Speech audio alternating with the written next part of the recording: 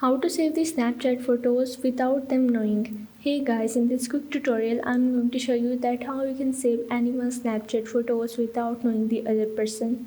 So the steps are really easy and simple. So now let's get started.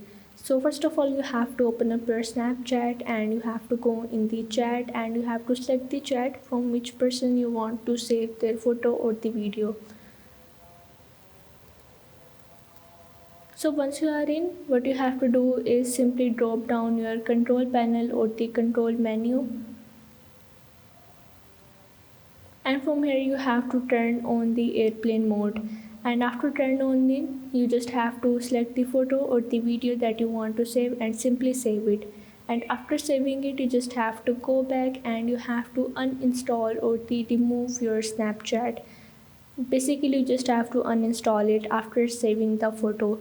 So once you uninstall the Snapchat you just have to turn off your airplane mode and you have to go into your app store or the play store that you are using, and you have to go in the search and simply search for your Snapchat, and you just have to reinstall your Snapchat.